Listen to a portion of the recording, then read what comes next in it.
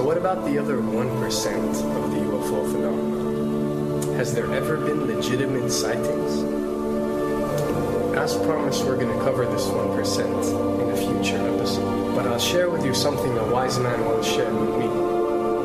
Before we should start focusing on dealing with problems outside our world, we should first focus on solving the problems within our world.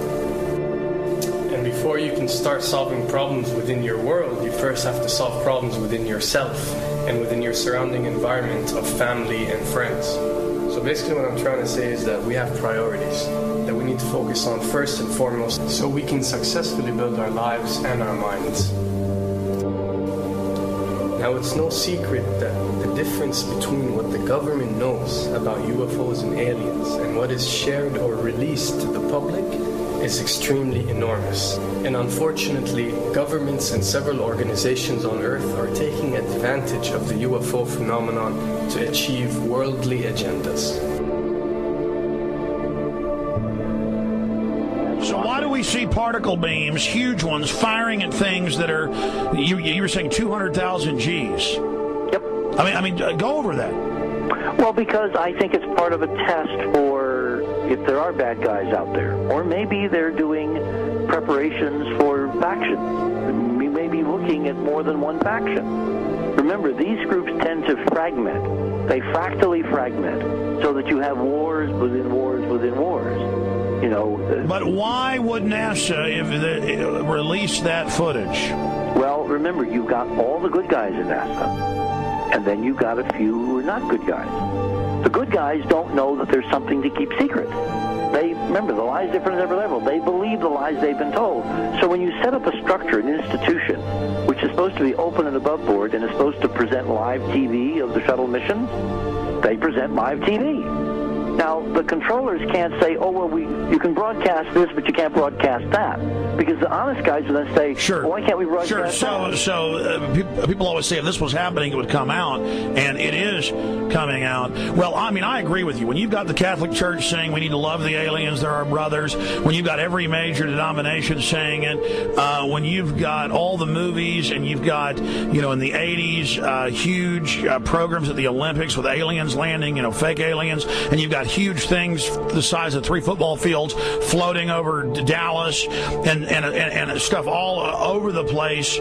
Something's going on. And then I read government documents about fake extraterrestrial landings. Any of this. Why? I mean, you believe it's fake. Remember Operation Northwoods? Yes. Okay. Or we can go to the, September 11th. Governments do huge, big things to sway populations at key nodal points in history. They love hoaxes. Yeah, well, they manufacture history is what it is. We are building, all my UFO friends, I need to shake them because they're so, frankly, they're extremely naive, Alex. They really believe we're building toward disclosure.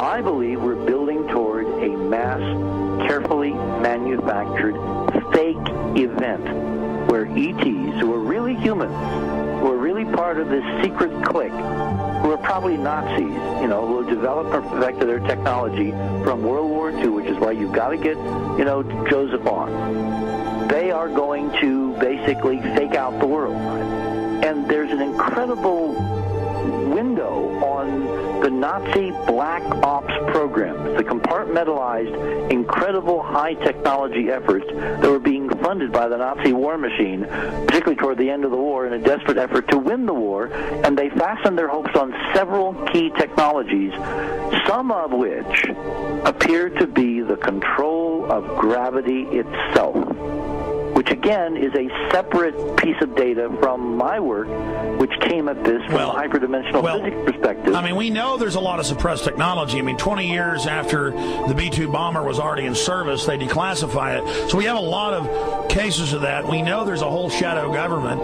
This is technology and physics, Alex, that would make anything you think you know like a candle flame compared to a hydrogen bomb. This is a physics that literally allows you to rearrange time.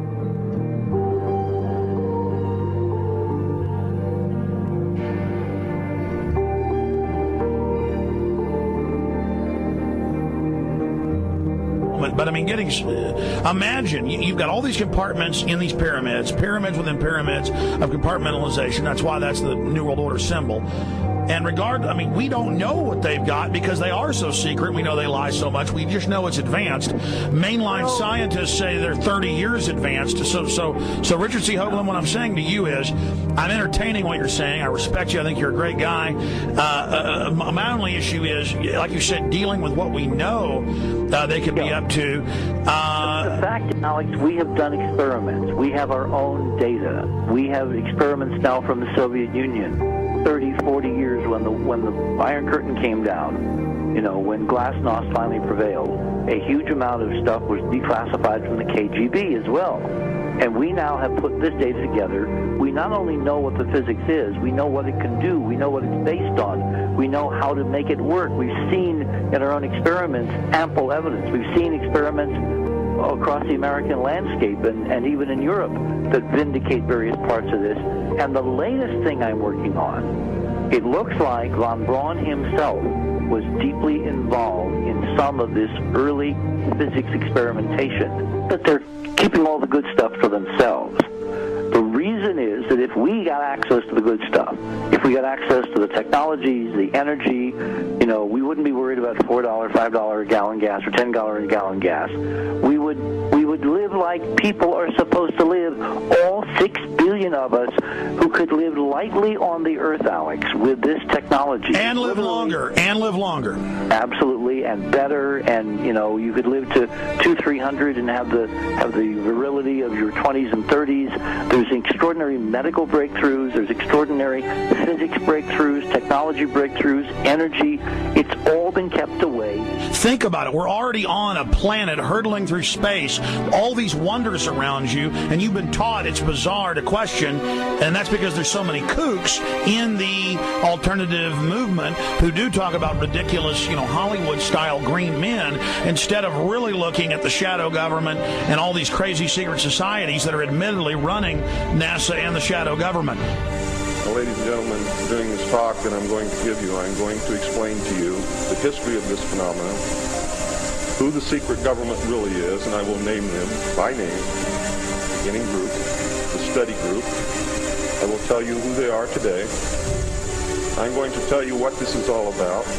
I'm going to tell you who's selling drugs to your children, and I'm going to tell you why the United States government is afraid for you to find out what the truth is regarding UFOs.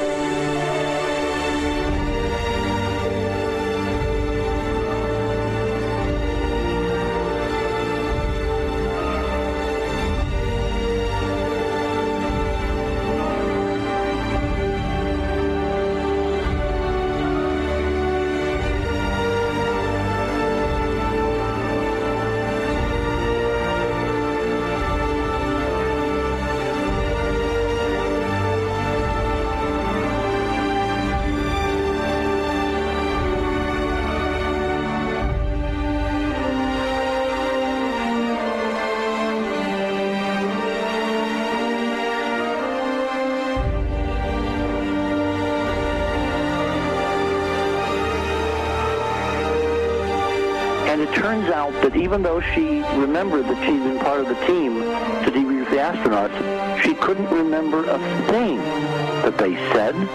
She couldn't remember why she no longer was working with NASA. She couldn't remember. In other words, her memory lapses were enormous, and I don't think they were feigned, because we now found the same pattern in all the flight crews. Because the awful truth, Alex, is they have been brainwashed. They have been mind controlled. They have had a technology, a very sophisticated technology, which took away the real missions that they experienced.